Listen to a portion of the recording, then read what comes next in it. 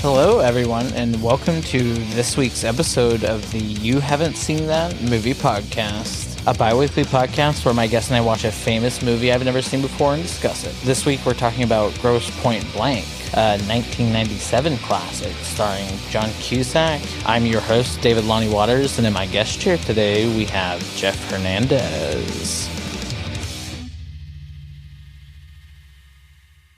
Hello, everybody. That is me. My name is Jeff Hernandez. What's your middle name? Michael. Oh, that's a good middle name. Yeah. Wait, is it... something I've always found very weird with the name Michael, not you, and your middle name in particular. Specifically you, Jeff. What I found very weird about you is like the A and the E, the flip of it. Yeah. It always messes me up. I always spell Michael wrong because of that. It's my middle name, and I do the same thing, honestly. Oh, do you really? Yeah, I have to think, because, who writes their middle name out, like, on a normal basis? Huh. Well, I don't. I don't know. Maybe there's a whole slew of people out there that do, but I'm not one of those people. And whenever I have to write my middle name out, I'm like, is it A? Oh, this one looks right. Okay, that's how I go with it. I was like, I just felt self-conscious because I just like you just blurted my middle name out out to the heavens. I was just, I do it at the top of everyone. I'm like, ooh, no, that's funny though. In the middle of my thing, I was like, he did say his middle name to everybody.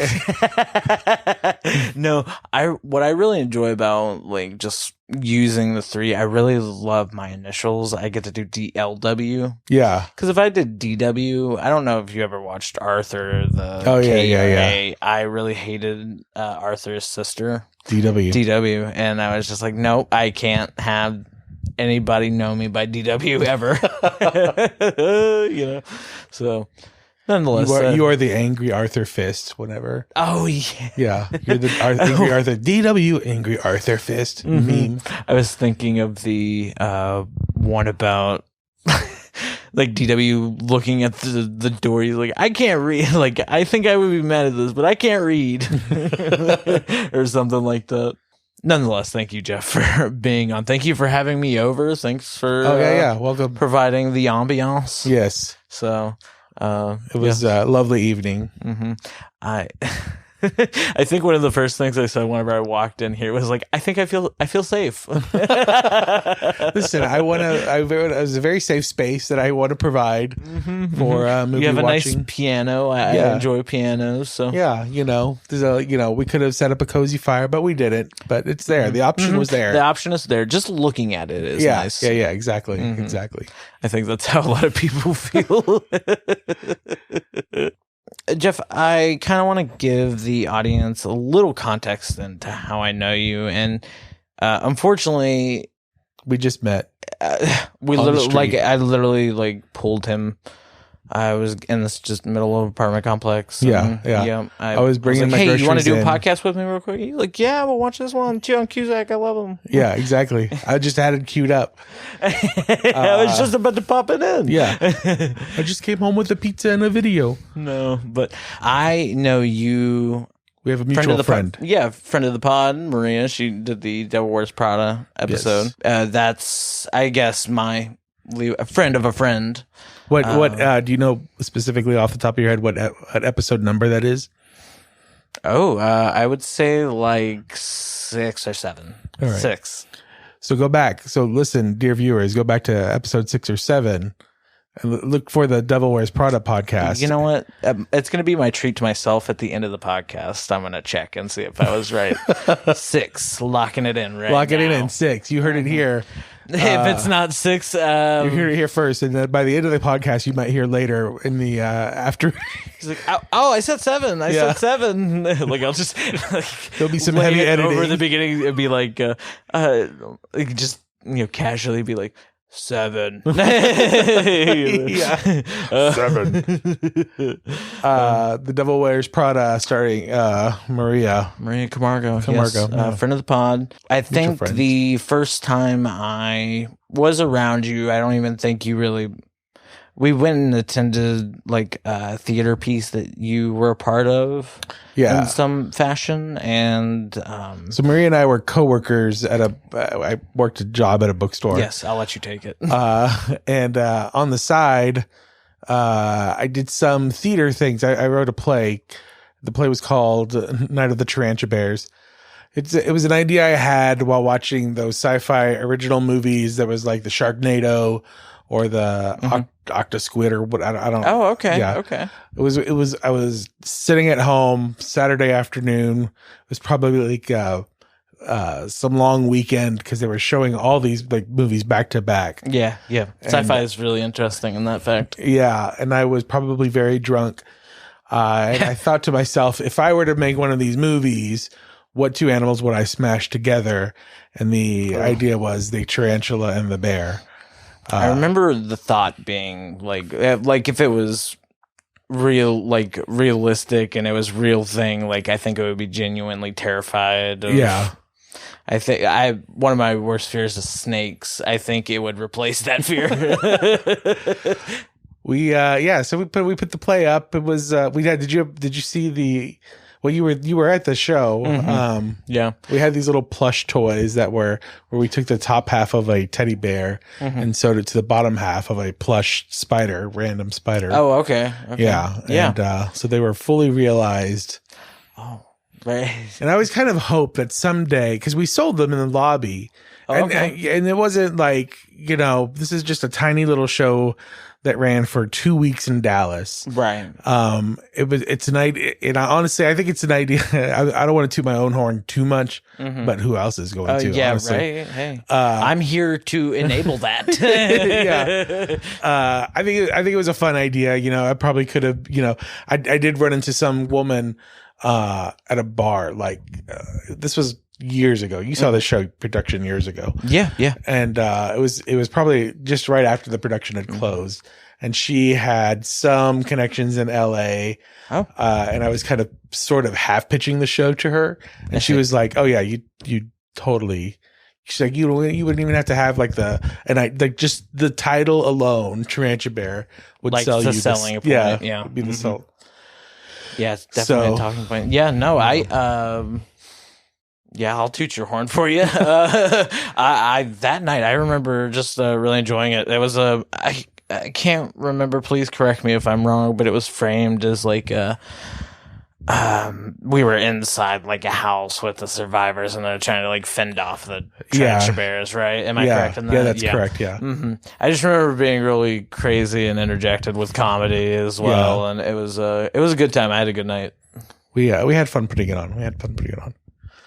But yeah, that's where we initially met. Yeah, and then we continued. Y'all were friends, obviously. So that continued on. We went to that friend's bachelorette party, and I can't remember exactly where it was. We went to Broken Bow, Oklahoma. Oh, yes. Where we stayed in a luxury cabin. It was nice. It was very nice. We almost burnt it down. Yes, we did. It was so nice. We almost accidentally set it on fire. Allegedly, we almost set it on fire while trying to cook. I don't even know what it was. It was some bomb ass barbecue. Oh, was it? Oh, yeah, that's right. That's right. It was the bomb ass barbecue. I think I was talking with somebody the other day, but like where I was, I think y'all were all down at the campfire or whatever, or something like that. I was sitting in there in that game room at the bottom, and I heard a commotion outside, and I turned, and there was just like a ball of flame. I was like, oh God, I have to do something. Luckily, I had pointed out the fire extinguisher to myself. I was like, okay, I know. Like, if something happens, I'm good. You're always the safety guy, so always have you. I was just passing it by. It was if I wouldn't have walked the way I did. Don't sell yourself short. The first thing you did when you came into my apartment were, where's the fire extinguisher? Where's the fire extinguisher? I am safe, but I need to know where the fire extinguishers are. You looked for all the fire exits, and you were like, there's this not window, many, that but window. I can make one. Yeah, exactly. You knew exactly which way you were going. Of course. In fact, you taught me which way to go in case there was a fire. Throw caution to the wind, Jeff, please. There's a fire. Fend for yourself. Right. Follow me or whatever. I don't care. The back of the cabin was like there were three back because it was a luxury cabin. They were all facing out towards there was like a fire pit kind of area of chairs congregated around a giant fire pit. And so we were down at this fire pit looking up at the cabin slowly roasting. Yeah, I've looked up the side of the building, definitely. Yeah. It got put out, which is really weird. I tell everybody this. I think it's definitely they cut off it was a propane fire. Like, I guess they turned up the settings too high. And it just went from there, but they were trying to pour water on it. And I was like, oh no. I was like, again, your fire safety. In the moment, panic sets in. It's like with the grease fire. I think of like grease fires all the time. Like if somebody tries to throw water on a grease fire, it just like splashes the fire everywhere. Yeah, don't do it. That is terrifying. Yeah, I always like anytime I like fry anything, I always have the flour nearby so I can fucking toss the whole bag on it if I need to. Nonetheless, yeah, that was a good time. Thank you for coming to Fire Safety Tips. Right. Yeah, I think I'm going to change up the podcast a little bit. I think we're going to move away from Safety Tips with David. Mm-hmm. This is a new segment sponsored by Band-Aid. Band-Aid, ooh. That'd be a nice sponsor. Like, I would really promote them. Yeah. Listen, I cut myself really, quite often. You got stone cold serious there.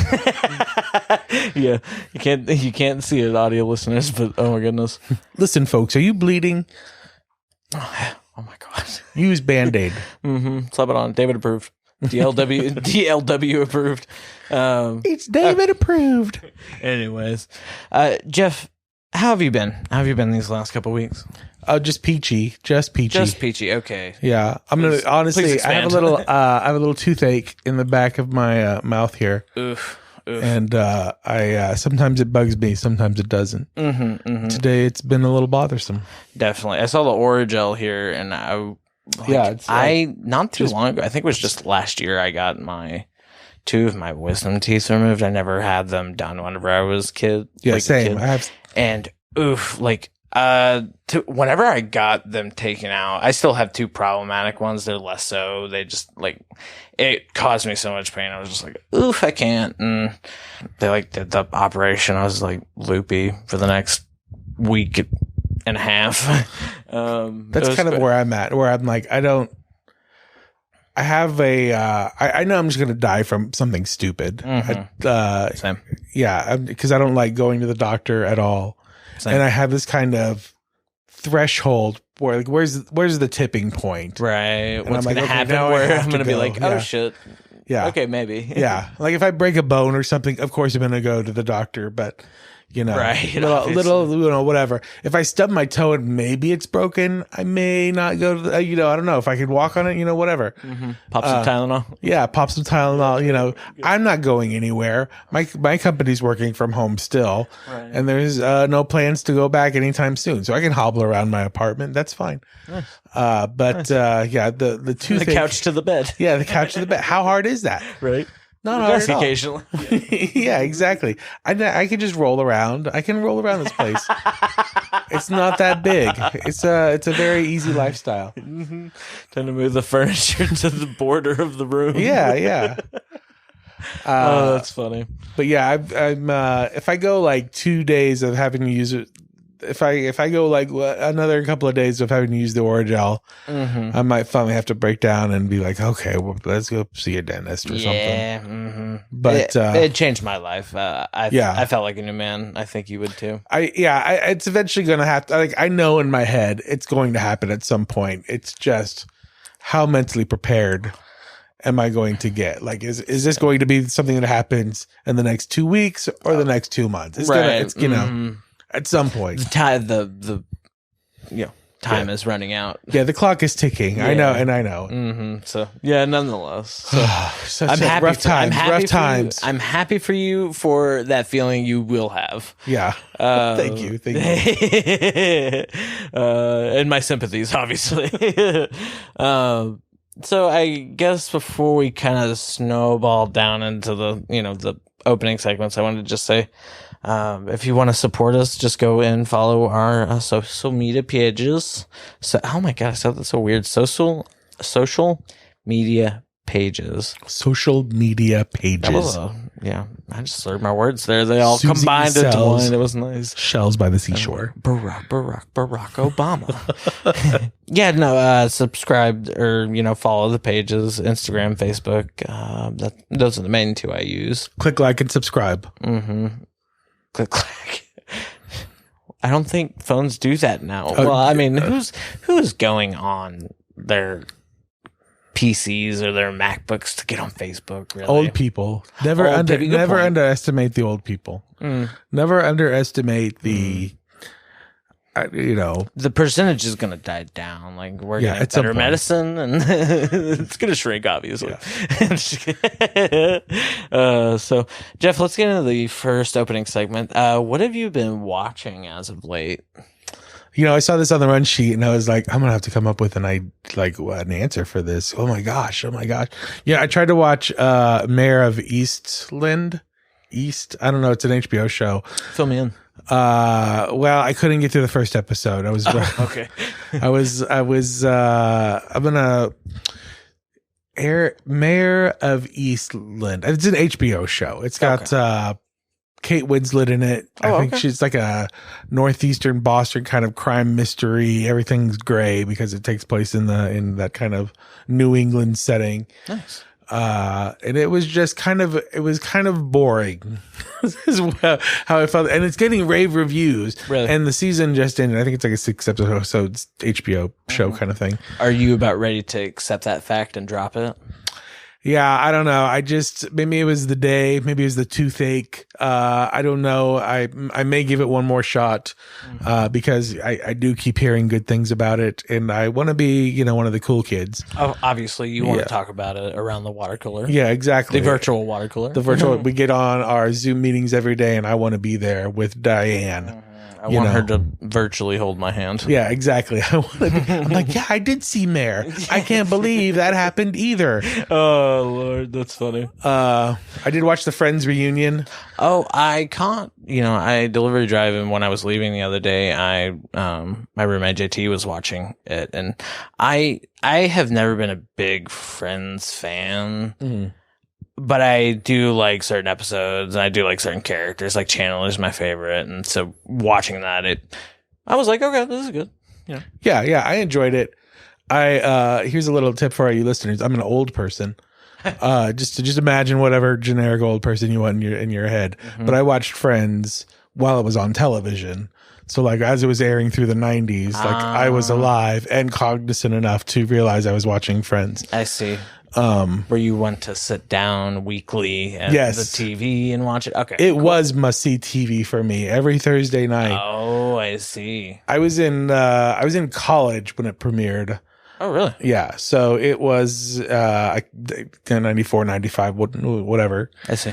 And so we would get together, like me and my friends, every Thursday night. We would go down to in the dorm rooms. We would go down to the television room and like kick everybody else out, and then we would watch Friends. Power numbers. Yeah, exactly. Power numbers. And if we couldn't, we would huddle in somebody's dorm room and watch it or whatever. Obviously. But so I watched the whole. I didn't watch it religiously as the whole thing went through because it was like 10 seasons or however long it was, but. So it was fun for me to watch because I got to walk down nostalgia lane. It was totally. A little weird because they all look like all the dudes look like they melted or kind of expanded or whatever. That's a good fucking point. And I'm just like, people get old, you know what happens, all the girls look great, but they all look like they've been slathering on, whatever it is they to slather on, the lotions and stuff, and that's aging Botox. Is a thing that happens, and I don't want to shame anybody, shame anybody. But it was a little. Everybody gets old. It's kind of how I felt about it. Oh yeah, bringing up some thoughts that maybe we don't want to think about. Welcome to your mortality podcast, right? Yeah, brought to you by Band-Aid. Right. No, let's talk about fire. Let's talk about how you're going to die in a fire. You should have me on every week so we can totally change the podcast. Oh, to something else. You may have to call into the voicemail and just let me know. I like this idea. Have you talked about this on the podcast?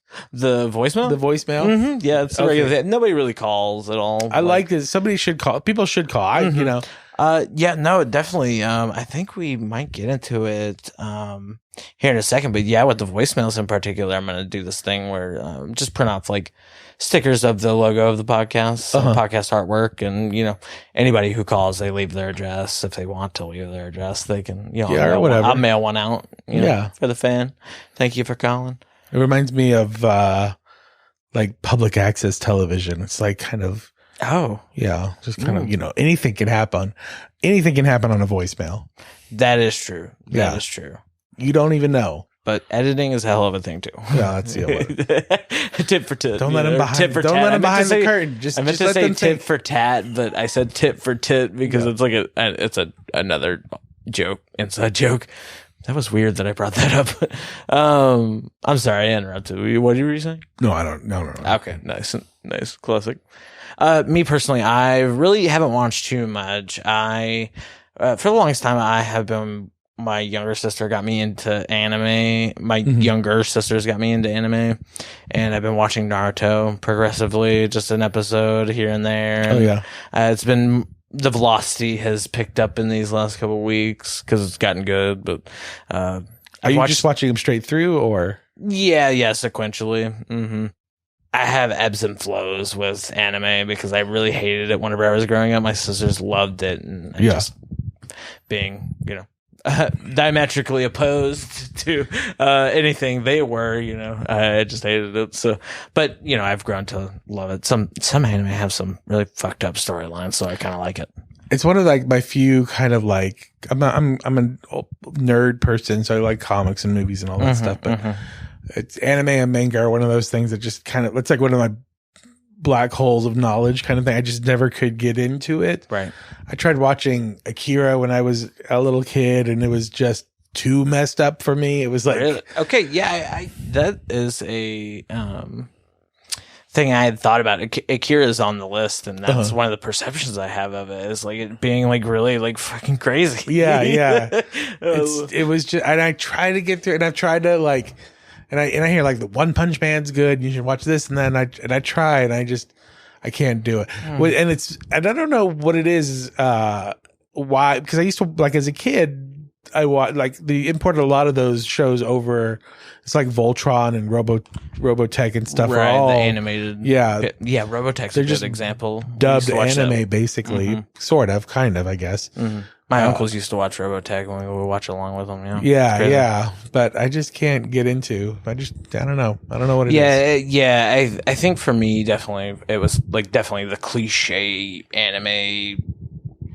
I don't know, things like the waifu or I don't know, I really don't want to go into it too much, but nonetheless, I was watching that, and then I also watched that new Zack Snyder Army of the Dead movie on Netflix. Wow.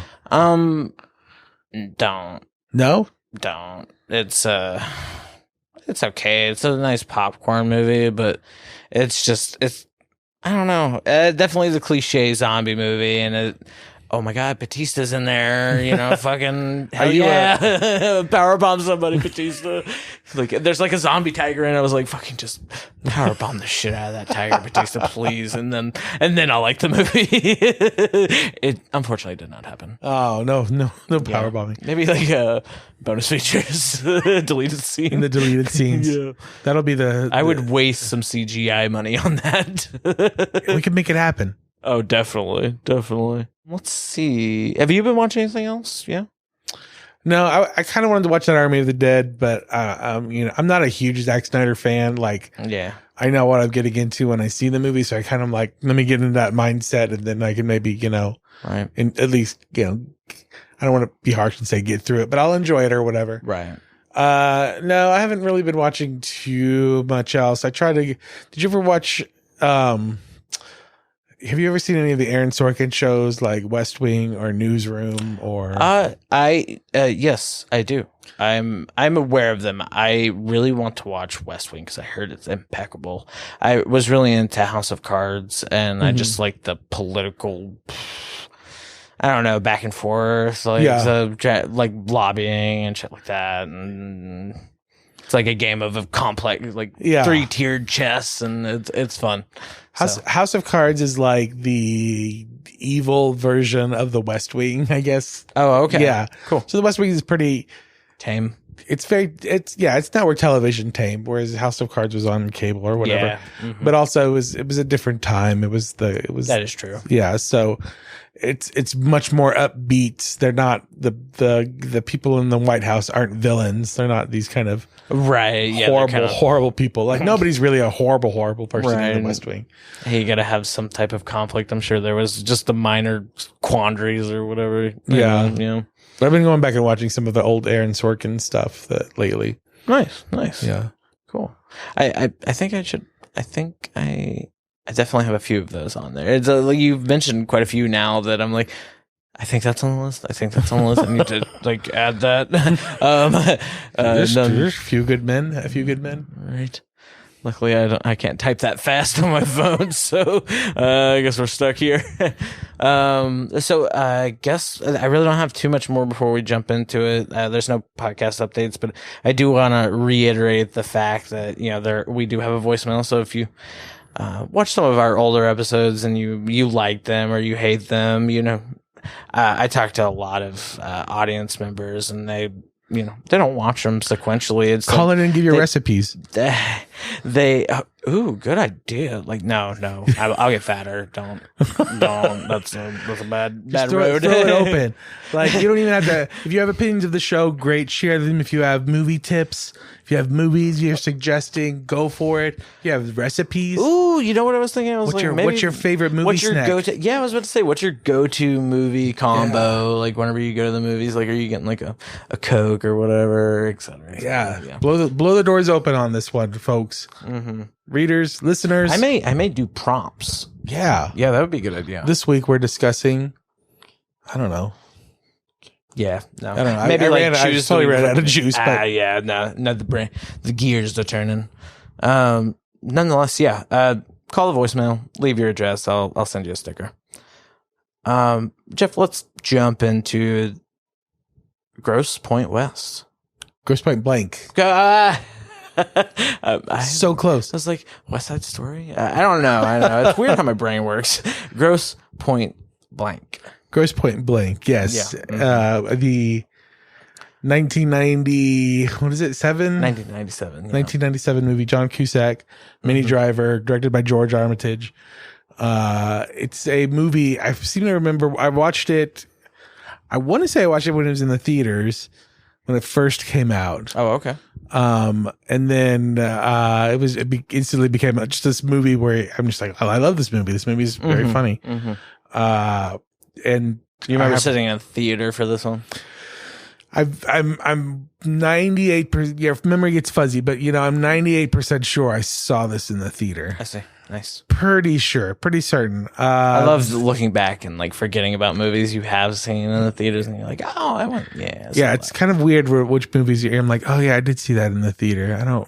I fell asleep during the theater. Same. Yeah. I saw Hard Target in the theater. Now your listeners know that too. I never seen. This is Jean-Claude Van. I think it's Jean-Claude. I don't know. Anyway, it's not a good movie. I mixed up Jean-Claude Van Damme. Maybe Christian Slater. I don't know. Anyway, so I saw Grosse Pointe Blank. I have it on DVD. It's one of those movies that used to come on like HBO on occasion. But it's a movie that I feel has slipped through the cracks when people they go back and what are these old movies I haven't seen or whatever. I always try to get people to watch this one. I see. Yeah, whenever I reached out to you, what was the other one that you had? Sneakers. I watched that trailer as well. That one looked really good as well. Yeah. But yeah, no, John Cusack, very interesting. So you've definitely seen the movie before, but I guess I want to dig in. you kind of just explained it. Yeah, like you said, it's not. I had never heard of this movie before. Yeah. Ever. I know the actor, like almost each and every one of the actors that are in it. Maybe besides Minnie Driver, I didn't know anything about her. But Dan Aykroyd's in this movie. Jeremy Piven, and there's just like a whole bunch of like there's a bunch of character actors that you would probably recognize if you saw them. You may not know their names, but they're all in there. It's John Cusack, and it's one of John Cusack's kind of like his middle movies, I guess, to the beginning of his middle kind of movies, because he was a kid actor. Oh, was he? Okay. Well, not a kid actor, but he was like teenage actor. He was a teenage actor, so I did not know that. Yeah, so he was in Say Anything. Do you know from what? Yeah, so Say Anything and Better Off Dead are when he was like he played like these high school. About to Say Anything is he was like a senior in high school about to graduate into college. I think the same thing was for Better Off Dead. There's like a whole kind of like 3 or 4 or 5 of them. Oh, okay. Where he's kind of like late teens, early like almost going to college kind of high school. I see. Character, and he always kind of plays the lovable loser kind of guy. He had that repertoire that kind of That this one of. Do you know if this is like one of his first? You said. Well, I think what was interesting about this movie was because he played that character that was like lovable loser almost out of high school kind of thing. It was interesting to see him in this role as him coming back to high school. So if you were somebody who knew John Cusack as before, as somebody who's always in all these kind of like teenager-y kind of like coming of age kind of comedy movies, then this was for us, I guess, seeing this come out. It was like, this is the second part of that, that any one of those characters could have been like this guy, kind of thing. Yeah. It's crazy that you have that context and I don't. Yeah. So yeah, that's awesome. Yeah. Cause I enjoy watching movies with people who are not my age, who are younger, because I can see, things from a different perspective kind of thing. But then you also get your own, I guess, less about the celebrities or the people involved, but more about the content, I guess. Maybe. Yeah. Well, you just see things differently as you come at them from different places. Right. Exactly. So like I said, I didn't even know this movie existed. This is when you reached out. When I reached out, that was the first time I ever heard of it. That and Sneakers. So, but though that's the case, not hearing about it, I have heard in many other pieces of media the story of like the high school reunion. It's like centered around going back to your high school reunion. In this one it's like 10 years. But there's like Romeo and Michelle. This high school is reunion, and it is kind of a trope, but I think it's one of those. Oh, definitely trope. It's one of those tropes that because it could be a major. You have let me start this not all over again. It's okay. You have your midlife crisis, I guess, kind of thing. Right. But really, that's a fallacy. It starts at about 25 and it never goes away. Like you kind of have this like quarter life crisis, and your quarter life crisis just kind of bleeds into your midlife crisis. So I think that you're kind of your late 20s, like when you're pushing 30, that's kind of when you first start freaking out and you need to kind of reflect on, what happens next? Where do you go?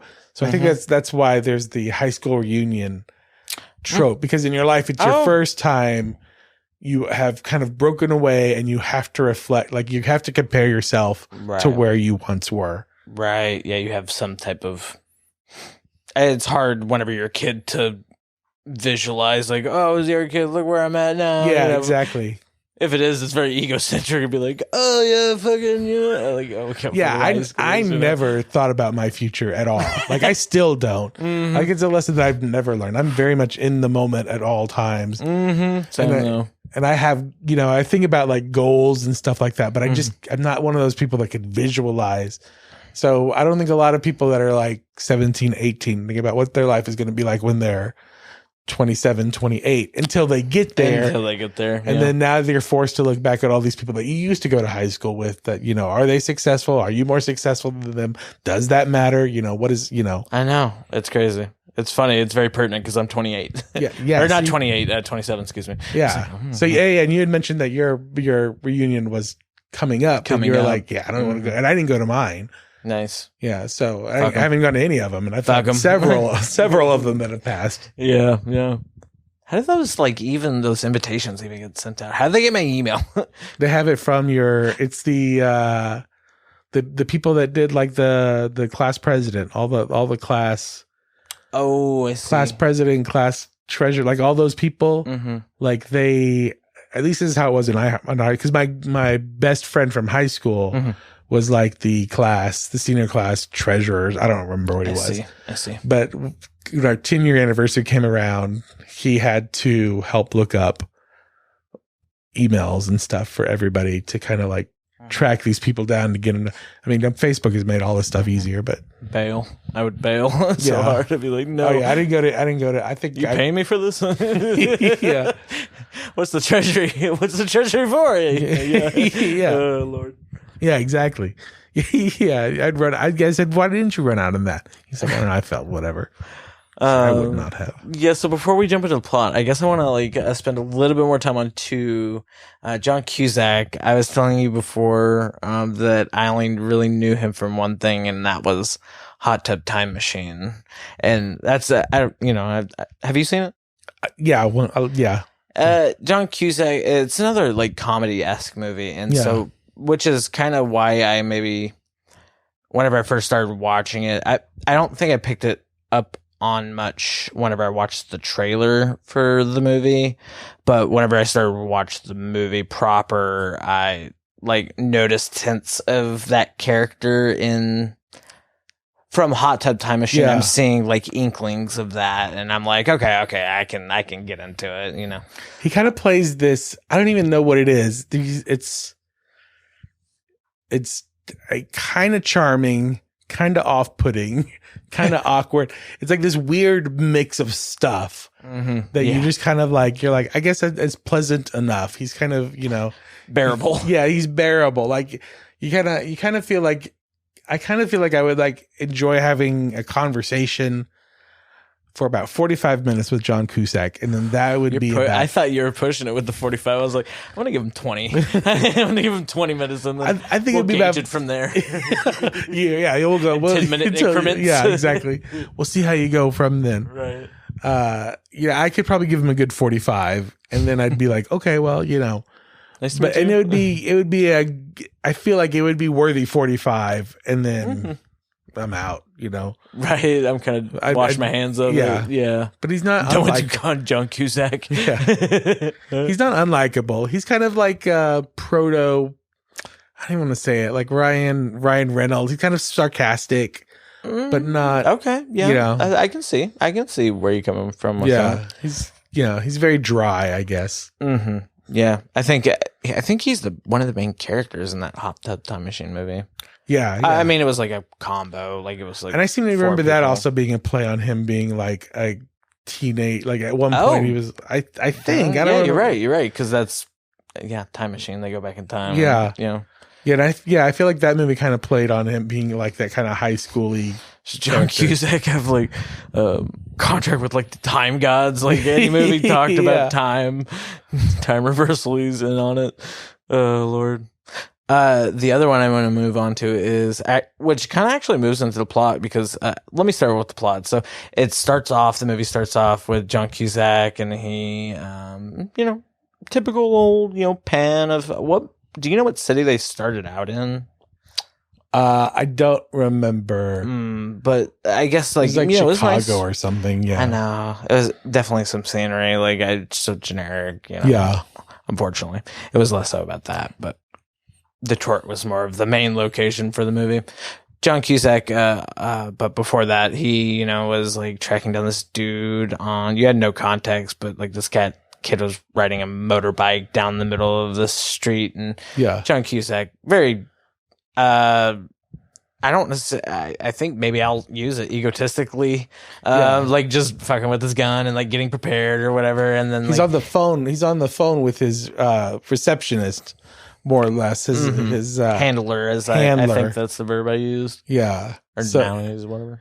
Yeah. So John Cusack is he's slowly putting together this gun, this rifle, in a hotel room, and he's on his his whatever an early earpiece headphones. He's like on a full on headset. Actually, that's what it is. Yeah, talking on a cell phone and a mid '90s cell phone. That is like this big block kind of thing. Yeah. I think later in the movie, he's like laying down in bed and he like puts on the headset. I'm like, that is so awful. It looks like one of those Time Life headsets that's kind of like you call into a call center and it's yes. Yeah. That was exactly the vibes I was getting from that. Yeah. That's what it is. Or an old school kind of like almost Walkman kind of headpiece. And so, yeah, like he's being, cocky about it. And, like he's aiming out one window and then he moves back and he shoots out the other one and kills him. And yeah. I guess the original intent of that motorbike, I guess, was to go and assassinate this one guy. A group of guys that coincidentally look very like 70s-esque. Like they got on the chaps, the tan, vest. I'm like, this is odd. You have a really big mustache, sir. Nonetheless, John Cusack, I guess that was the intention of it. Yeah, so John Cusack basically he plays a hitman. Now, I guess we should throw that in there. Yeah, he's a professional killer, not a hitman. I guess I don't know what the difference is. Mm-hmm.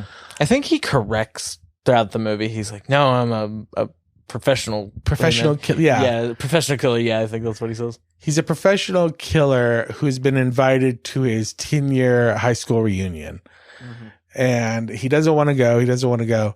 And he gets a job to assassinate somebody in the same town that his high school reunion is in. Mm-hmm. So he's Grosse Pointe. Grosse Pointe. And yeah, Grosse Pointe. It's just Grosse Pointe. Grosse Pointe, Michigan, which is like a suburb of Detroit. It's a very well-to-do suburb of Detroit, I believe. I know it's a very well-to-do city. You mentioned that in the middle, yeah. So he's supposed to go back he doesn't want to go because he had broken up with his high school girlfriend. Mm-hmm. Like dumped her on the prom. He didn't even dumped her, ghosted her. Straight ghosted. Before it even became a dictionary in the dictionary. Yeah. Long before ghosting was a John thing. Cusack really pulling it through for us. He started the term. Yeah. He stood her up for prom and then never showed up anywhere. Like he just straight up bolted. Mm-hmm. And now he's returning home as a professional killer to kind of deal with his past. Yeah. But when the movie opens, you don't know any of this stuff. Not at all. So you're just watching John Cusack building a gun, like putting the silencer on and looking at the scope. And Mid-conversation. Yeah, he's having a conversation with Joan Cusack, who's his sister in real life, who plays like his receptionist or handler or whatever. Yeah. Mm-hmm. And she's reading him his mail and going over all the inventory for the bullets and stuff that they have for their. It's like a mundane administrative work while he's about to kill somebody. Yeah, very. I think that really sets the tone for the movie. Yeah, exactly. And he's just very nonchalantly building this gun. And then, he tells her to hold on and he pops two in he's supposed to be protecting somebody's coming out of this hotel. And they're trying to get into this car, and then this bicyclist is supposed to be the hitman that is going to kill the person coming out of the hotel. Mm-hmm. John Cusack kills the biker, right? The hitman that's supposed to kill the person coming out of the hotel. Mm-hmm. And then we get our introduction to Dan Aykroyd. Like John Cusack, wraps it up, turns his back, kind of, and then Dan Aykroyd comes out from behind. I guess he was like he was a doorman, I guess, for that hotel they were in. Yeah. And just disguised, and he shot them all down. Yeah, he shoots all the people. John Cusack is up in a hotel room, across the street. Vantage point. Yeah, from a high vantage point, looking down at the hotel entrance. And Dan Aykroyd is down at the hotel entrance where he kills all the people. Anyway. Yeah. John Cusack's like, fuck. Yeah. But that's how we kind of get our introduction to at the very beginning of the movie that John Cusack is our main character into a professional killer. Mm-hmm. After that, you can tell it was weird because I had mentioned it before. I didn't when I came over, I was like, I don't know how Dan Aykroyd fits in this whole thing. They give nothing away in that trailer. And then like I was like, oh, he's a killer. And then, but I was like, okay, he's a rival killer. And this was like in the first couple, like a minute or two of the movie. I was like, okay, he's a rival killer. And then like literally, I think it was if not the scene after that, where like Dan Aykroyd's character like whips a bitch like right in front of John Cusack, and he's like, yo. Yeah. Hey, man. Like, and he's like hesitant of like shaking his hand because he thinks he's going to kill him or whatever. They have like a friendly rivalry or something like that. I think that's maybe the thing I want to say. Dan Aykroyd is trying to start a professional killers union, basically. Right. So he wants everybody to join his union. He wants to start this group of professional killers that all become contract killers under this one banner kind of thing. Mm-hmm. And John Cusack does not want to join the union of professional killers. Mm-hmm. And Dan Aykroyd's, and it's kind of one of those, you're either joining, it's like the mafia, you either join us or you die kind of thing. Right, yeah. So Dan felt that way, definitely. Like, Dan Aykroyd's character was definitely off the rails, I feel. Like, he definitely, at least whenever he flipped, almost ran John Cusack over, kind of like that proceeding after. It was so odd. He was just like, trying to be his friend, but like, hey, I'm gonna kill you. We're like joking about it, like one day. And so I thought that was it's funny because to be honest, I've said it before, I don't really like Dan Aykroyd really much. I can see where he's an acquired taste. And yeah, Ghostbusters is just not my groove. I don't even know why. I can't even think of it right off the top of my head, but never been a big fan of Dan Aykroyd, but still funny in this movie. Like he was funny at first, and then I found him towards the end of the movie to be a little less one, integral to the plot, and then two, throwing those one-liners out like he did at the beginning. Yeah. You probably like just a little Dan Aykroyd. Little Dan goes a long way. Yeah, exactly. I guess from there, John Cusack kind of has like a botched job after you mentioned it, the handler, Joan. I'm just going to call her Joan Cusack. Joan Cusack, she like mentions the reunion, it like flusters him, and he fucks up on it. He botches a job, like a killing or whatever. And, like, I think he's like up in the air duct, and it, like, the poison gets on like the side of his lip or whatever, and it's not successful. Apparently, that's from I haven't seen all the James Bond movies, but that's from a James Bond movie. That kind of thing. John Cusack is again trying to assassinate somebody, and the somebody is in a hotel room sleeping. John Cusack is in the hotel room above his. And he drills down through the floor while the guy's sleeping. He's trying to poison him by pushing poison down a tiny rope into his mouth. Yeah, it was really odd contraption he had going on. Yeah. It was like a syringe, but it was going down a string, like going down slowly or whatever. Poison. And as the guy was sleeping, facing upward with his mouth open, the poison was supposed to drip in his mouth, but he wakes up. Yeah, he like turns over or whatever. Yeah, and then John Cusack has to, instead of poisoning him in his sleep, which was what it's supposed to look like, he has to run downstairs and then actually assassinate the guy by shooting him. Once in the chest, twice in the head. Yeah, it's funny you mentioned the 007 thing, because it's at that moment that I mentioned, I was like, oh my God. Okay, James Bond. Like, just because the silencer sounded exactly like how it would in any James Bond movie. Yeah. So the soundtrack, it was kind of very doom, doom, doom. It was very reminiscent, definitely. Yeah. So, botches this job, and I think maybe I'm mixing up a few parts, but that's like the handlers like reinvigorates mentions the reunion once more. He's like, I think you need to do it, Well, because he botches the job, he has to take his next job. So this is like 2 jobs in a row that he's kind of mutzed up. So he's supposed to kill the one guy. He kills the one guy on the bicycle, but the person that was supposed to live still gets assassinated because Dan Aykroyd kills him. And then the next job he comes around, he was supposed to poison the guy, but he has to kill them. So he's got 2 kind of botched jobs. And because of that, his third job is he has to take this he has to go kill this guy in Grosse Pointe. That's all he knows. That this new job is in Grosse Pointe. Didn't even. He was given a dossier, but he was like really caught up in. He didn't want to do it because it was going to be that it was 1 week. He had 1 week to prepare, and it was on the same weekend as his high school reunion. Right. And so he got convinced to go at one point. I can't remember when that happened exactly, but he was kind of forced to go, and so he takes off. And this is also where we learn because he's been having issues with his job for a while now in killing and stuff, but he doesn't know why. So he's been going to a therapist played by Alan Arkin. And great character in this movie. Yeah, Alan Arkin is amazing. This is where I fell in love with Alan Arkin as an actor. I see. And Alan Arkin does not want to be John Cusack's therapist because John Cusack is a professional killer. And so he like they have this very interesting back and forth when they're in their sessions. Because Alan Arkin's like, "You're not my patient. I don't want anything to do with you." And then John Cusack just keeps barreling through with the session. I think it was like he mentioned it was like the fourth session, and he had the therapist. He had like feelings like he was into no good, and then the fourth session he casually mentioned stabbing I think it was Venezuelan president in the neck with a fork or something. He's like, "I killed him." He's like, "You just told me that you killed that man," and he's like, "I don't feel safe." Like, he goes, "I don't quite feel safe opposite of how I feel in this house," but yeah. So I like the little. Yeah, they have a great back and forth. Yeah. Great.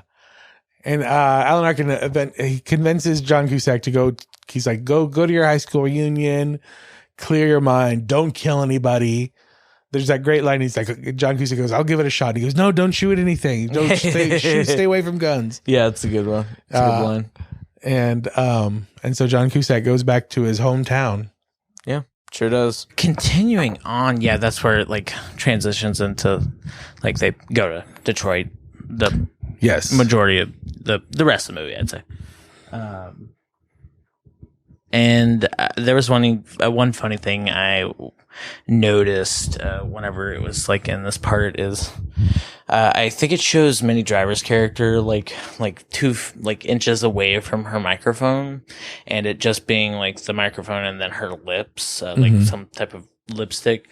But I think I mentioned it briefly, but there's a radio format called Quiet Storm. It was popularized back in the 70s around when like the Black Panther movement was going on. It was like an underground radio. But that was one thing that was really, I guess the characteristic of it is that they would lower their voice and they get real close. Be like, we're here to play the smooth jams. It's funny because I like the inspiration of that, just like being long and drawn out. It kind of reminds me of like college radio stations or like jazz radio stations. Very very reminiscent. So, it's fun.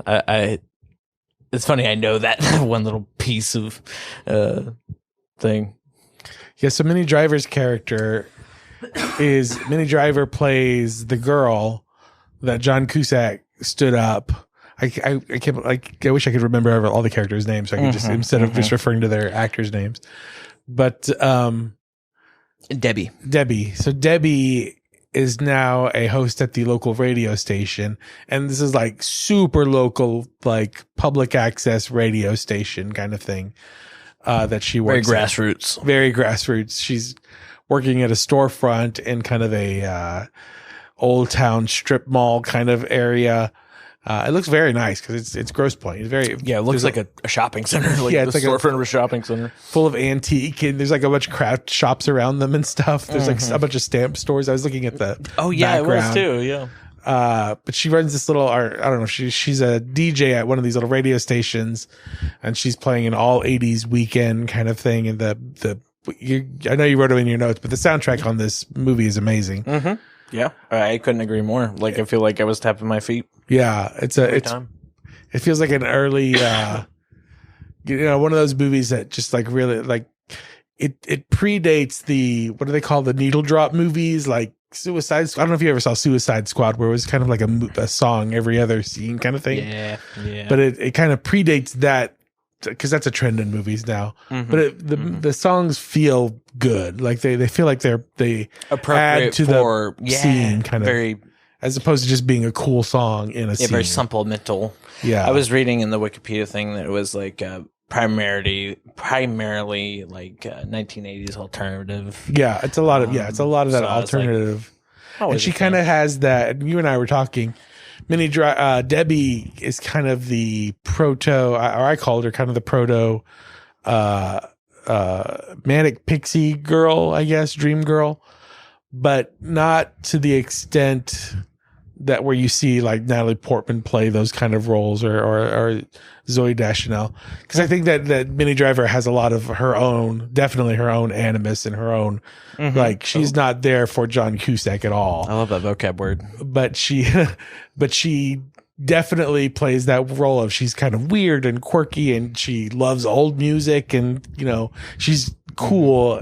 She's a cool, beautiful chick, right, kind of thing. So I think more so with I know this was made in 97, but like I think of like 80s movies that have that very cliche, it's very cookie cutter when it comes to, like, I think of what's the dude who made The Breakfast Club, the director? John Hughes. Yeah, John Hughes. Yeah, like Ferris Bueller, like things like that. His movies in particular, like very, I think with the 80s, after those had come out, they become, I think 16 Candles. I've never seen that, but I've like, it's not the one with the boombox above the head. That's Say Anything. That's yes. That's John Cusack.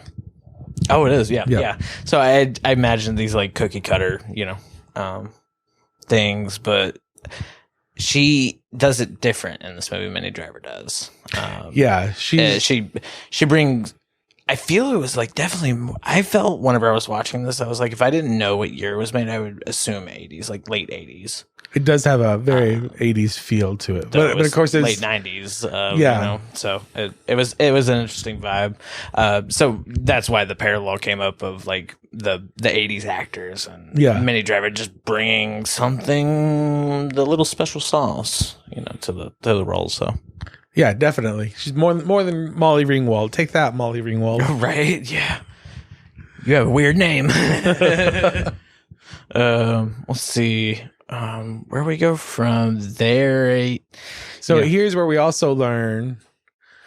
So at this point, he's traveled back home, and he also has taken this job to assassinate this person that he does not know yet.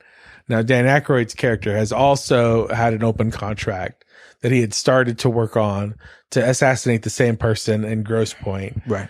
And these people that want this person assassinated, the shadow organization or whatever, that's not really a part of the movie, but they cancel their contract with Dan Aykroyd, and Dan Aykroyd gets very upset, and he realizes that Martin Blank, John Cusack's character, has stolen the job from him. Right. And at this point, Dan Aykroyd calls the NSA, the U.S. government, and he says, "Hey, look, I know where this professional killer is. He's going in Grosse Pointe. He's going to be trying to assassinate this guy." Right. And he basically tells the government, "You should let him assassinate the guy, and then you move in and arrest him or kill him." He says, "Kill him," but whatever. Right. So as soon as Martin Blank gets back into town.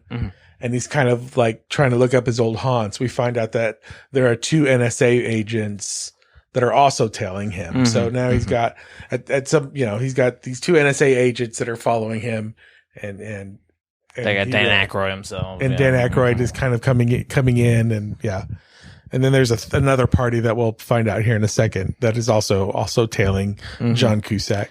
Yeah. But John Cusack gets back into town and immediately starts. He first goes and he talks to Minnie Driver, and they have this interaction, their first reunification, I guess, as it were. Yeah. One point I do want to bring up is like I think I mentioned it really briefly earlier, but like I knew nothing of Minnie Driver, and I thought she really stood out as a standout role in the movie. So I appreciate it for that. As well as I don't know, I like her job, just like, being a radio it's a cool person. job. And I started the podcast, everybody has their own like not heroes, I would say, but inspirations, I guess. And I pull from certain radio hosts that I used to just listen to before Bluetooth became a thing. Nonetheless, I enjoyed seeing that, her character doing that. So anyways, I guess, yeah, like you said, from there, like John Cusack kind of maybe gets readjusted to his, I guess, high school life. I guess that's a weird sentence to say. It's odd. And I think it's in that moment that Dan Aykroyd comes in and he gives him the hint about the third party assassin that came in. I think it had something to do with the dog. Yeah, they kind of hint early. So John Cusack had taken a job earlier in they call it the Pacific Northwest. Mm-hmm. They keep referencing the Pacific Northwest, and a dog named Boudreaux. And Dan Aykroyd kind of hints at it very early on in the movie. As John Cusack, he has that first interaction with Minnie Driver, and she immediately puts him on the radio, live radio. Oh yeah, that was fun. And starts questioning him, like, "What happened to you? Where did you go?" Because again, he stood her up on prom night and then ghosted, like he disappeared, vanished. Right. And this is the first time and they were a very hot and heavy couple, kind of thing. You could tell because that's the first thing they did. They like walked up and like looked at each other and they were like, smooch. Oh, yeah, they definitely had chemistry together. Definitely. Like they had this kind of like hot, kind of like we can't keep our hands off each other kindness to the roles. Yeah. But then also she was just like, where have you been for 10 years, kind of thing. Exactly. So she puts him on the air and he tries to kind of half explain what happens, but he also is, a professional killer. He's trying to, not say anything, conceal that side of him. She made it really hard. Yeah, so he kind of gets embarrassed and is walks out, like he not angrily, but he kind of, he leaves. He's just like, I'm not going to be a part of this. Like, okay, we'll talk in a minute. Yeah, he pieces out, and that's when he runs into his best friend from high school, played by Jeremy Piven. John Cusack and Jeremy Piven are friends in real life. They're in a lot of the same movies together. Like, just like John Cusack and his sisters are very close. Like, so in a lot of those early John Cusack movies, like Say Anything, both Joan is in that, as well as some of his other sisters, and Jeremy Piven is in that. Jeremy Piven's in a lot of these movies that John Cusack is in. Oh, I see. Just tags him along for the yeah. They're just like, I'm making a movie. I'm making a movie with my buddy, kind of thing. Right. Yeah. But he runs into Jeremy Piven, who was his friend in high school, and Jeremy Piven now is a real estate agent. And Jeremy Piven just like, come in there, he starts driving him around town to, to reminisce of the old times. Yeah. To, I guess, delay the people who were tailing him. Like, just get him off their tail. That's funny. The people who were tailing them get him off John Cusack's tail. Yeah. Anyways. Yeah. He's like, there's one thing I want to say about Jeremy Piven. I just like his character whenever he was like sitting in the car and he was smoking that joint, and just I can't remember exactly what they were talking about, but just like really obnoxious. I would hate being in a car in that situation. Yeah. He's kind of a 10 years like out of nowhere, just like screams. I'm like, okay. We're adults. Like we're about to have our 10-year reunion. I'm like 28. Like, please don't yell in my ear, you fucking asshole. Calm down. I'll explain. Yeah, exactly. And that's kind of a running bit in the movies, that he tells everybody exactly what he does, and nobody believes him. And he's like they'll like, what do you do? And he's like, I'm a professional killer. And they're like, oh, do you get dental with that? They'll all make jokes about it. That one. Yeah. So I forget, somebody, he asked if they got dental, and he's like, no. I think Minnie Driver asked if he has dental. Jeremy Piven asked if there was a union. He goes, no.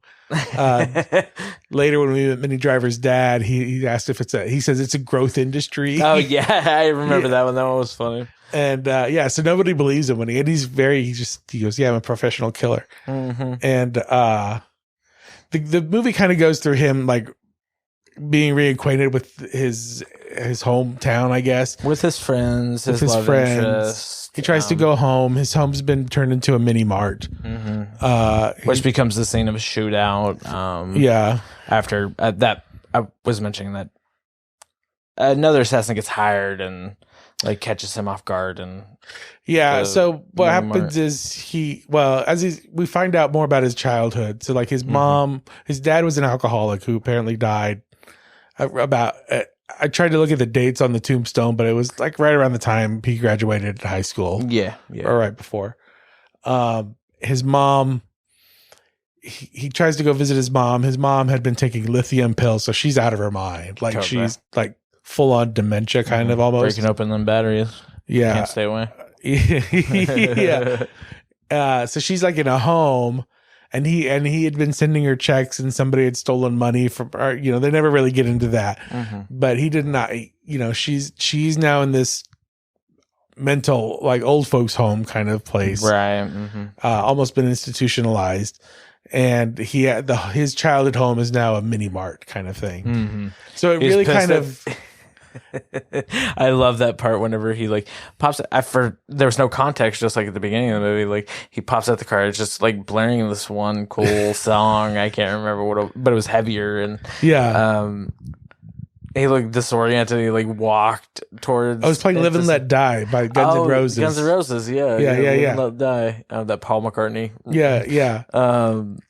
He walks into the store. Like, it's funny because it was like really loud outside, like in his head or something, and then he walked in the store and like went dull with the "Live and Let Die." And I was like, I that's funny. I like that. It turns out that that mini mart was his childhood house. Yeah, this movie does a lot of getting ahead of the viewer, where people, like, the characters are reacting to something that you as the viewer don't know what's going on yet. So all you see in the movie is John Cusack pull up to this mini mart and look like he's losing it. Like his face is like, what is he like? He looks so confused by this mini mart. Right. And it's not until, and he goes in and he right off the bat just berates this kid that's working behind the counter. Breaks his soul down. Yeah. And he's like, how long have you been working here? How long, what are you doing here? And the kid's like, my shift started at 3. I've been only working here for a couple of months kind of thing. Right. And he's like kind of freaked out. And then we as an audience don't have any context. I think without that context, it makes it a little funnier, definitely. Yeah. But, I was definitely confused in the moment. I was like, why is he being such an asshole to this kid? Like, all of a sudden, Yeah. I mean, I know he's a killer, but shit. Yeah. But then, the movie fills you in a couple of minutes later because he's calling his therapist on his phone. That John Cusack's calling the therapist on his phone, and he's like, my house has been turned into a mini mart. But I think it's I think the whole thing is to kind of like unmoor that character from his past, kind of like he comes from nowhere now. Like he has no home to go to. He has no, like his dad's dead. His mom's, in a psych ward somewhere. So he has like, it's kind of weird as you get older. And you find out like you can't go home again kind of thing. There's a kind of, and the movie does a good job of being like, no, he has no place to go when he comes home.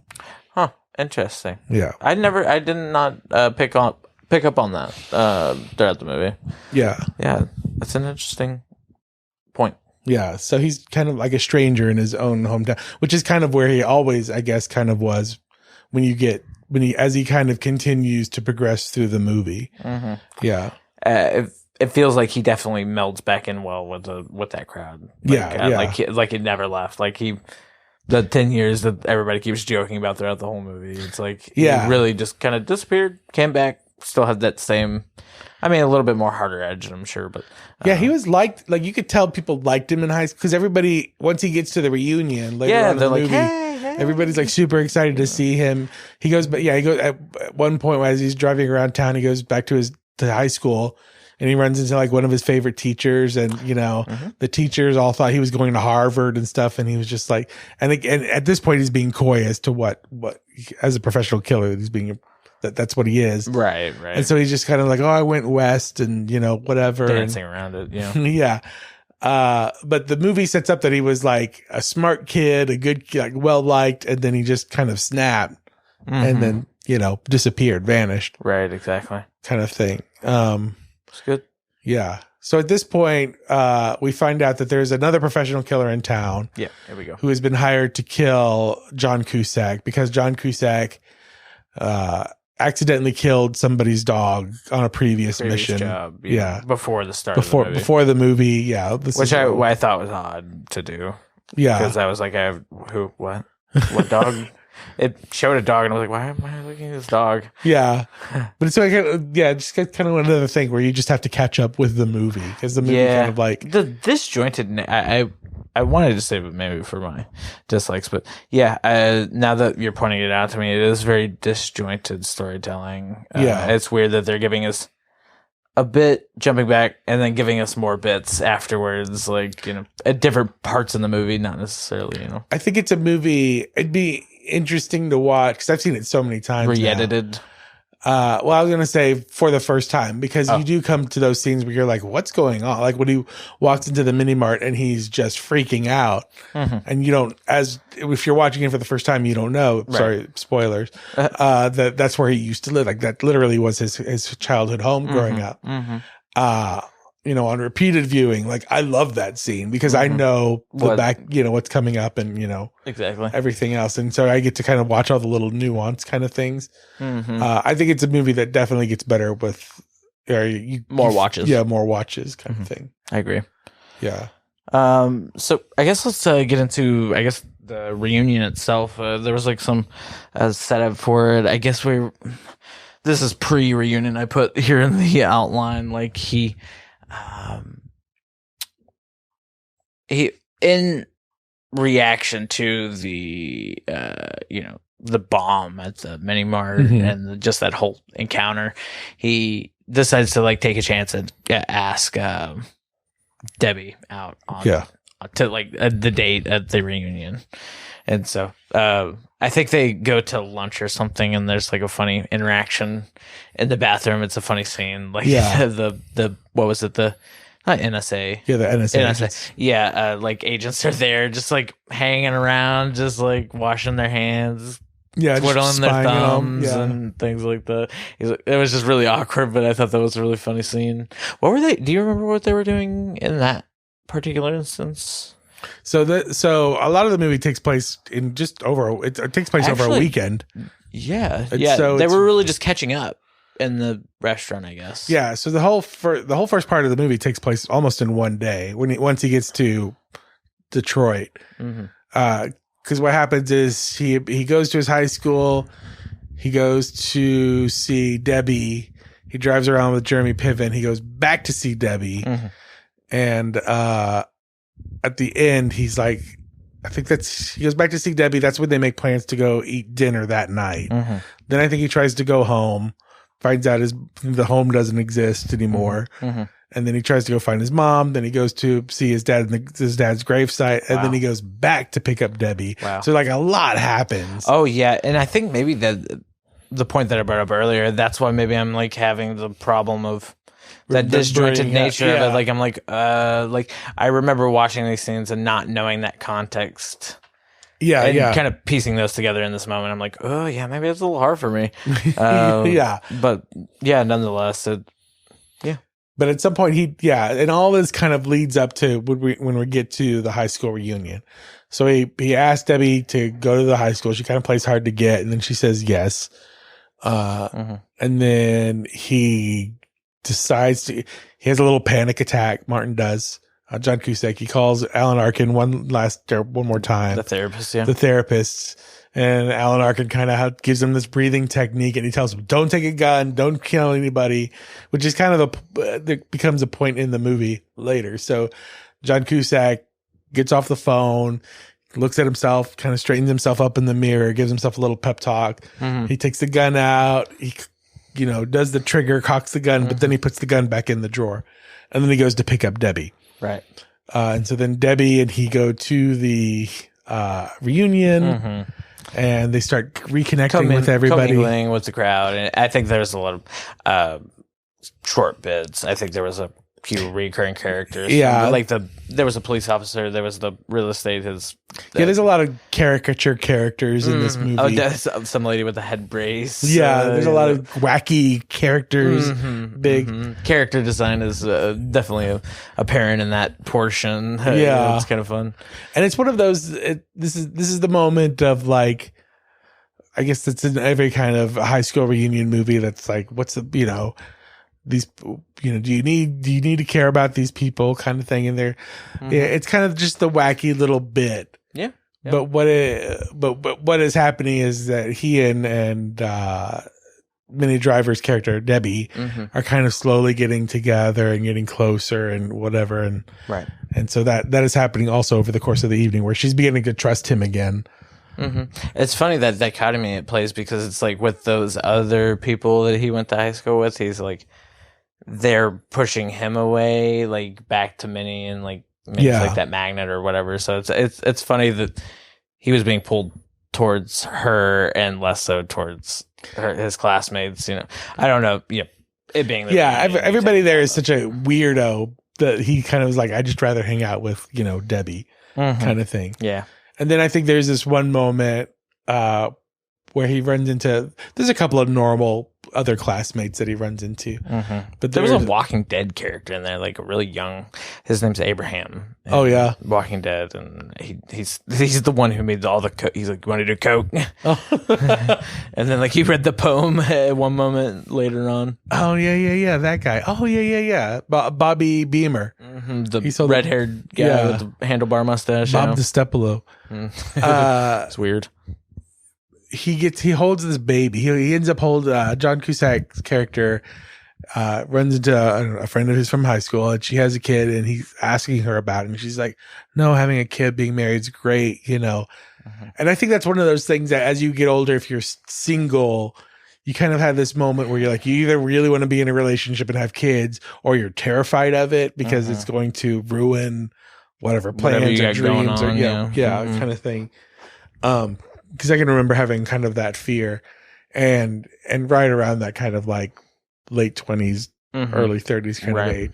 But I think there's that moment where he's holding the baby, and the Queen David Bowie Under Pressure song is crescendoing, and there's this back and forth moment where they just kind of do a close up of John Cusack and a close up of the baby. And you're kind of like, I guess this is supposed to be symbolizing his kind of like turn to humanity, kind of like. I felt like maybe from the start of the like that reunion part, I think his feelings like just stacked on one another, and I think that baby moment was when that light switch happened. So, a thing I like about this movie that you may not have caught because it's just a moment of its time, like a product of its time kind of thing. Okay, is I like that he has all this kind of spy equipment. That like, so he at that point when he's holding when he hands the baby over to Minnie Driver, and he takes out this camera, and the camera is so tiny, but that's like cameras back in the day, like in the 97 were not that tiny. Yeah, I know what you're talking about. So that's like a little spy camera kind of thing. There was like a equivalent of a Polaroid or something. Yeah, like it was quick and accessible. Yeah, kind of thing. So like. But we all have cameras on our phones nowadays, so like whatever. But in that, like when watching it at the time, like that's a weird looking camera kind of thing. So these are all like little spy, like he's looking at Minnie Driver through the spy scope kind of thing at one point. Yeah. I think that was a sniper scope. Yeah. Which was odd. The sniper scope. Yeah. So it's kind of fun watch because they do kind of pepper a lot of the like. He drives his car wearing gloves, like little things like that. They are all kind of peppered throughout the movie. Definitely. I think in the reunion, that's what you said. They get closer and they sneak off to the. They go have sex in the doctor's office. The doctor's office, the nurse's office, or whatever, and have sex. Wasn't much. Just solidified, I guess, their bond. I guess. And like she's like, I'm gonna go back to the party, and then he's like, I'm gonna go stand by my locker.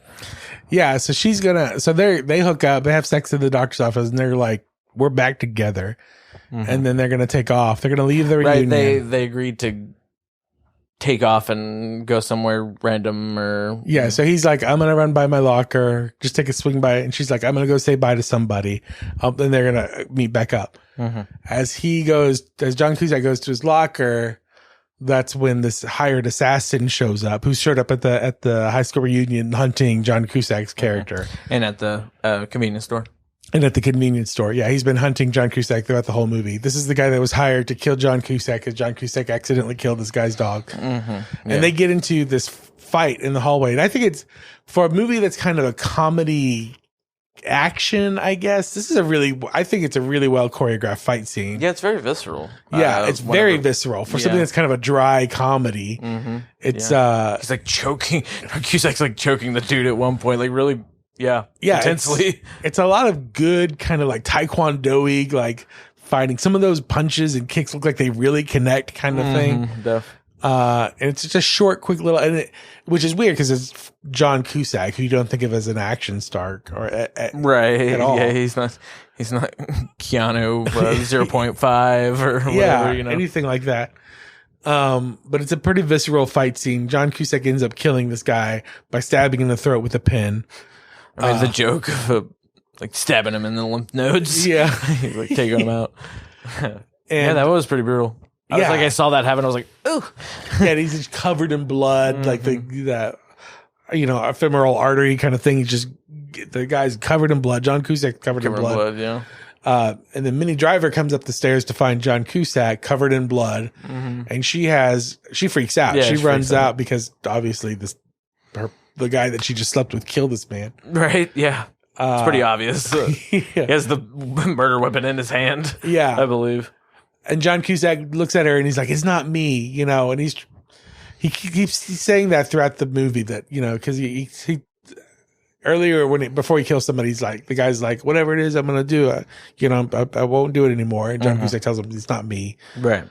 And later on, he explains. But anyway, we'll get to that. I think that was the part following the reunion was when.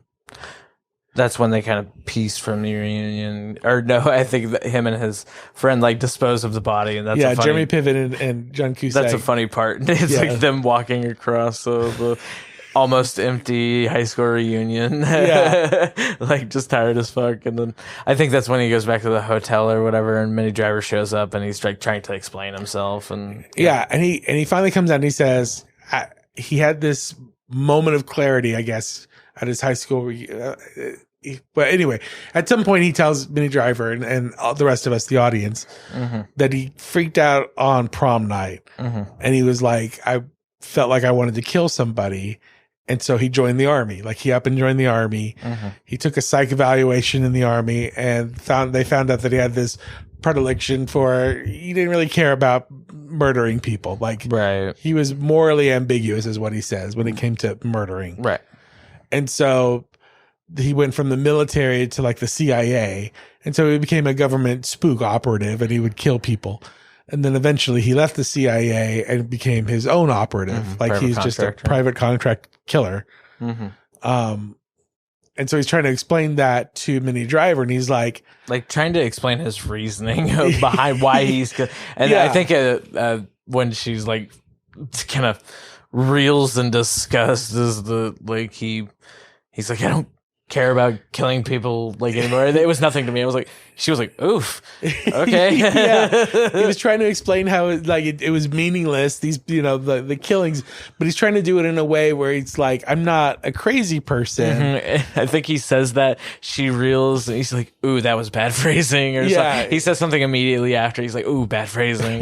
She goes, you're a psycho, and he's like, no, a psycho kills for no reason. He goes, I kill for money. It didn't sound bad. Right. That sounded bad. And he's trying to convince her that usually the people that he kills are bad people that deserve to be killed, and he's been hired. But he goes, but basically, he doesn't care. He just been hired. All he knows is he's been hired to kill somebody, and he's a killer. And that's kind of where he's very at. Transactional. Yeah, it's very transactional for him.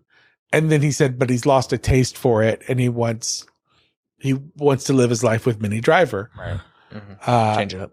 And she's like, I'm not your therapy. She gets, and this is where I don't think that she's that pixie dream girl, because she's like, no, even though they end up together in the movie, but she's like, I'm not, no, you don't get, I'm not going to rescue you from who you are, kind of thing. And she walks out.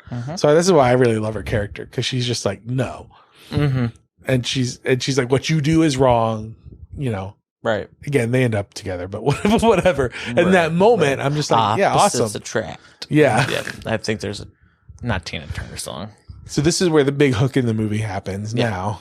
So she storms off, and he's thinking, well, it's over. I might as well come here to do the job, that I've come here to do. Opens the dossier. He opens the dossier, and he finds out that it's Minnie Driver's dad that he's supposed to kill. Yeah.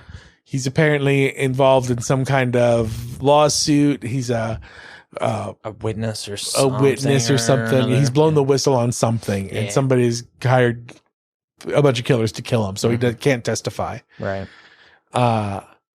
So Martin Blank, John Cusack is like, all the dumb fucking luck kind of thing. Right. And at this point, Dan Aykroyd is like, we're going to do the job.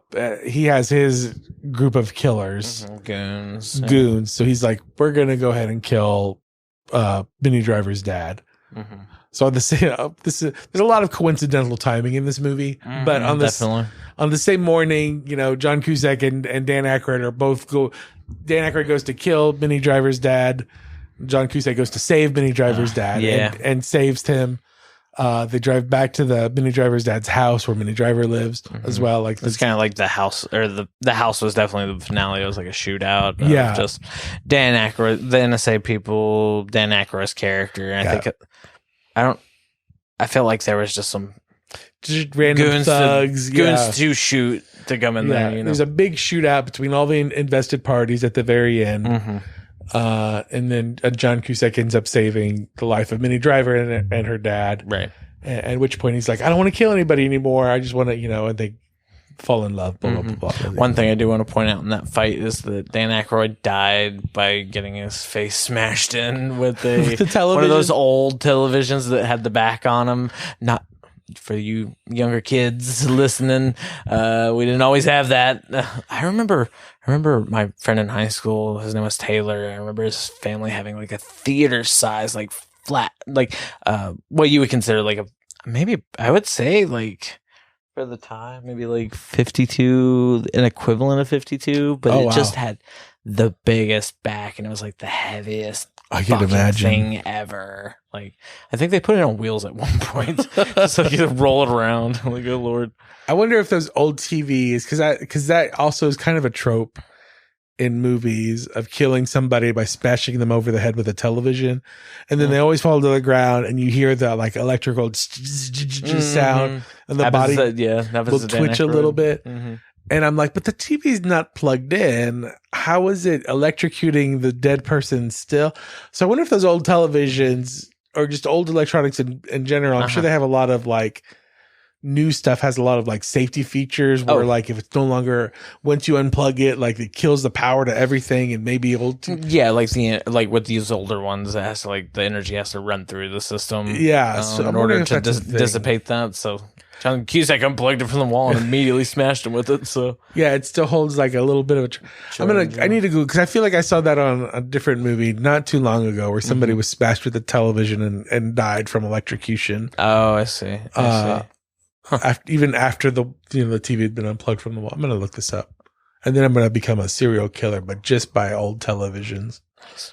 So it'll be called. So, what would your serial the serial killer? Yeah, it'll be like the boob tube killer or something like that. Yeah, something punny. Yeah. That'd be the best kind of like serial killer. Time to turn it. I'm sorry, that was a bad one. Turn it down, killer. So that's really the end. Yeah, like you said, the whole synopsis. There it is. John Cusack, saves everybody.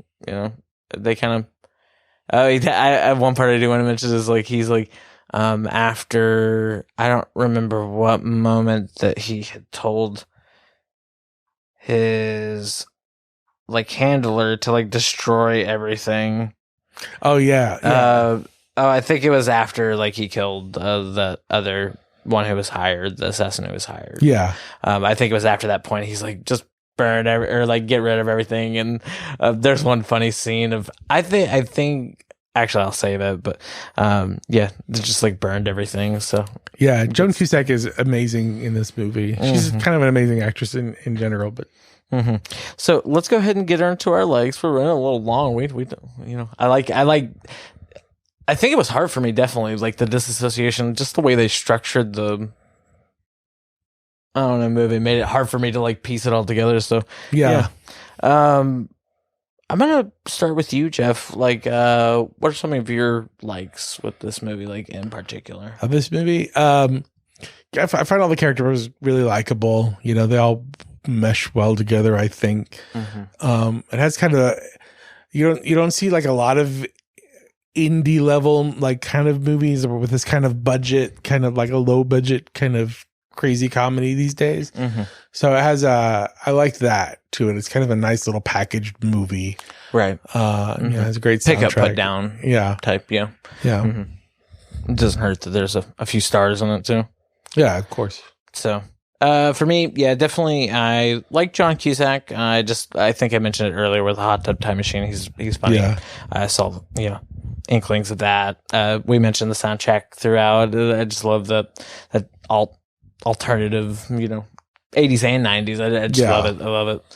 And then like I thought maybe the Minnie Driver's a good example. I really liked her as well. But I guess the thing I want to go into just a little bit deeper is like I feel like throughout the whole movie, I think it comes up with a therapist as well. Like it's just generally there, like that, mental illness. Like it's obviously you're damaged, but you're working on yourself to make yourself better. It's a funny, like, play on it because it's so extreme with the assassin, part of it. But it's funny that like I put here like the commentary on the mental illness with like the curt humor was a nice like mix, because it reminded me, like whenever I was thinking about it, I was like, reminds me of, I don't know if you watch Always Sunny at all, Sunny in Philadelphia, but I was getting a sense of that type of humor mixed in with like the like mental illness slant. And I was like, oh, this is a nice, like, I like this little combo. It really drove it. Like, it definitely, it kind of lulled there in the middle before the reunion started. So I was like, I need something to keep me up. But I noticed that and I was like, okay, cool. Yeah. Let's get into, so I like a lot, but I also dislike a lot. I think I dislike, definitely Dan Aykroyd's character. I think I said it a little bit, like at the beginning of the movie, he provided something, but towards the end, he was that guy who got the TV smashed. Yeah. So that was, that. And then I think that just whole opposing storyline with that side of villains, because there were different parts throughout the podcast that I noticed that you were like, oh, and that's not mentioned. And that's not mentioned. Yeah, and I think that's part of the storytelling that, unfortunately, the structure of the story we got, that a lot of things aren't being said, like the shady organization that hires Dan Aykroyd, or the union part, or whatever. Like, I don't even know why that union thing was mentioned. Like, you could have just left that out or whatever. So it does feel like there's a bigger chunk to this movie that I don't know, maybe got written. It wanted down. To be John Wick before John Wick. Yeah, exactly. Yeah, but that did not do a good job. Jeff, do you have any dislikes? I mean, it was my movie pick, so it's hard for me to find the dislike. I would say I could from watching it next to you as somebody who has not seen it, and me thinking about that as somebody who hasn't seen it, I can see where the disjointedness would kind of be confusing. It's a little jarring, yeah. As you're watching it, until you get to the point where you're like, if you're one of those people who are like, what's going on now? Like, this may be a movie that kind of confuses you. Like, you have to keep up with the movie a little bit. And sometimes the movie does get ahead of you and then lets you in on what's happening. It does catch you back up, though, because I didn't feel like that through the whole movie, but it was definitely additive. Some plot lines weren't strung through or, tied up, but if you're somebody, it left it a little messy, I guess. Yeah, if you're somebody who like casually watches movies, like I was gonna say, if you're like reading Twitter, you might miss a line and then miss something that's happened in the movie, kind of thing. Right. And then you're like, well, what's going on? Like, why did I can run to the bathroom and not really miss anything substantial. Yeah. Well, if you run to the bathroom, like when he says, because he only says it once, that the Quickie Mart turns into, or his house became Oh yeah, the yeah, thing. that's So true. He didn't really make it that a big point after that. yeah, he never really comes back to it or whatever, which I think is also part of his character. Like, I don't think that's a movie flaw. I think that's just like he has to cut ties, kind of like just how he lives. I can see both sides stuff. Yeah, but yeah, you can miss stuff if you're not paying attention to this movie. Yeah. So, is there anything else before we kind of get into the closing segments that you wanted to talk about before we kind of wrap it No, up? I think it's no. You go watch the movie. Yeah, it's a good one. It's a good one. John Cusack really does a good job. So our first closing segment is our awards segment. This is I'm going to give it the rating of a classic or a bust. Oh, okay. And I'm going to have to say classic on this one. I actually really enjoyed this one. Though I just like the Dan Aykroyd character and just that maybe side of it. It does get a little confusing with the disjointed way it's presented. But, Yeah. I think of it just a second ago. Like it's still, there's that disjointed nature, but it gives you time to catch back up with the story, kind of. Yeah, I feel, and it reveals things to you, but like that epiphany moment at the end where it's Minnie Driver's father who's Yeah. that. Yeah. So nice. I like that. Well, you're gonna say classic, obviously. So Oh yeah, I think it's a classic. Yeah. Mm-hmm. Who do you think's the least important character? Probably, one of the NSA. The NSA agents are fun. Yeah, they kind of Hank Azaria as one of them. The Hank Azaria from The Simpsons, and he's been all over the place. And the other one is also a character actor I recognize, but they're kind of I don't know if they're necessary. They end up getting shot and killed at the end for So they're kind of this running commentary throughout the movie. They're kind of there for a little bit of exposition, so you kind They get a few quips in there, and they get a few quips in there. They're kind of there for some funny scenes. I don't know if they're necessarily the hand washing one, necessary to the plot. Yeah, no, I think Dan Aykroyd himself could have played that. Yeah, he could have been all in one. Yeah, so. I have to say the dad who was the target, like he had one line prior and then he's jogging and then John Cusack comes saves him and he's just around for the finale. yeah. He's just at the very end. He just pops up. Very helpless, unfortunately, as his house gets destroyed. Is there, like your favorite parts? Is there a standout moment in the movie that you like your favorite, I guess? I don't. The music in the movie stays with me. So they're like, even now, like if I'm just driving around and I hear Under Pressure in the car or whatever, like if I'm listening to the radio or whatever, like I will still think of this scene where John Cusack is staring at the baby, and I don't know what it is, but I think of that scene. That's funny. If I hear the Guns N' Roses version of "Live and Let Die," I think of the like you're going into a gas station. or something. I think of that gas station scene. Yeah. Ironically, I think of the shootout scene, even though that song is not in the shootout scene. And the same for the "I Can See Clearly Now." That song where at the very beginning, I think of the shootout scene. Then anytime I hear those songs, immediately this movie plays in my head. Right. Yeah. I don't know how much these movies spend on contracts like that, but Yeah. And I think this is a 97, so I don't know how I have like how heavy that is. Yeah, I don't. Maybe there's a reason why this movie isn't on like streaming services a lot or on cable or whatever because of all the licensing in movies and stuff. But or songs licensing for the songs rather. Right. Exactly. Cool. I think for me, the therapist, I think that was a really funny part, like at the beginning. Yeah. Like him, like casually threatening him to continue being his therapist. I thought that was so funny. I think that's my standout moment with that. Just one that really, stuck out of my mind. We intended to do the trivia segment. We still are, but we were at a handicap because we went on after watching the movie, and Jeff saw that there's only one. There's only one IMDb trivia. Yeah, IMDb trivia for this movie, and it sucked. It's a terrible piece of trivia. I have to look it up here again. So I kind of made it my own. It's just something I wanted to, I guess, bring up because it was during the fight with the guy by his locker that I was like, Man, John Cusack is tall. Like, he is very lanky. Oh my goodness. And I think after that moment I looked up, I was like, I asked you, Jeff, I was like, how tall do you think John Cusack is? And you said 6'1", but he's 6'2". So 6'2". He's a tall boy. Oh, this movie gets 80% on Rotten Tomatoes. 7.3 out of 10 on IMDb, and a 4.6 out of 5 on iTunes. So iTunes don't know what they're talking about. What's up? That's not too bad for iTunes. That's only 0.4 away from being perfect. Oh, it's out of 5. I forgot. I was like, 4.5. Pathetic. Tom Jinkowitz was the author of this movie. I like that name. It's a nice one. Unique. Okay, Jeff, let's go ahead and wrap it up. All right. Yeah. Firstly, thank you for listening to this week's episode of the You Haven't Seen That Movie podcast. We hope you enjoyed it. Also, a big thank you to my guest, Jeff Hernandez, for joining me today. Thank you. Yeah. No, I definitely had a good time.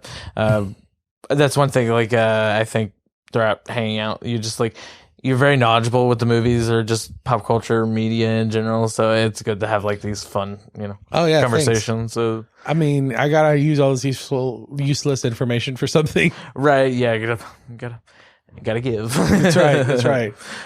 So if you want to show your support for the You Haven't Seen That Movie podcast, check out our Facebook at facebook.com/YHSTMP and at Instagram.com/YHSTM podcast. Like this movie, hate it, let us know by calling our voicemail. I'll send you a sticker. Or a recipe. Yeah, good point. Hey, send whatever you want. I'm always looking for something.